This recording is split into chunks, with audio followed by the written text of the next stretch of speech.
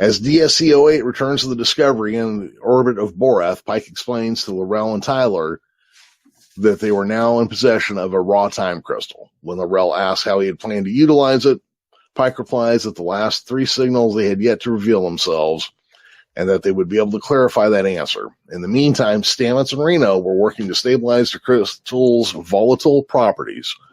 L'Rell wonders what the monks asked in return, to which Pike replied what he had witnessed was for himself alone. And the promise he had made to their son, L'Rell and Tyler are both surprised by this, asking if Pike had seen him.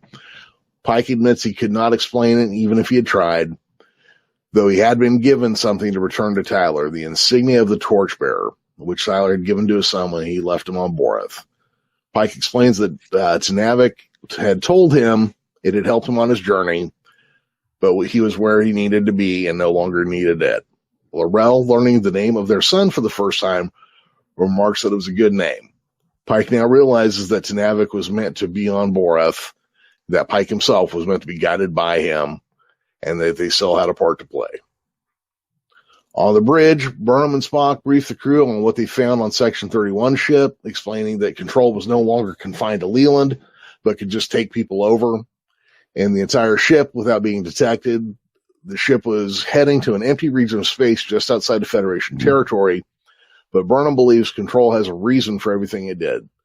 Suddenly, Section 31 ships arrive and surround Discovery, virtually an entire fleet coming to take the sphere data. Pike prepares to order a spore jump while they prepare the time crystal, but Burnham reminds him that if they required a supernova to power the one her mother used, and they didn't have the tools to prepare the crystal or the time to wait for another signal, outnumbered, outgunned, and unable to delete the archive, Burnham believes there's only one choice. They must destroy the Discovery in order to prevent control from obtaining the sphere data. Pike instructs Bryce to send a Priority 1 message on a secure channel to Number 1 on the USS Enterprise to rendezvous with them at maximum warp and prepare to take the full crew complement. He orders Owo to initiate verification procedures for auto-destruct and then send out an alert to the entire crew. They were evacuating the Discovery. Yeah, boy. Okay, so that's where we drop off and wait for the next episode. Day of the Doctor coming up. Yeah, more or less, huh? Yeah, man. Yeah, I'm super stoked for this next episode. Not that this one was bad. It wasn't. It definitely had more of a punch the first time I watched it, for sure. Oh, sure. Yeah, but yeah, these last couple episodes of this season are excellent.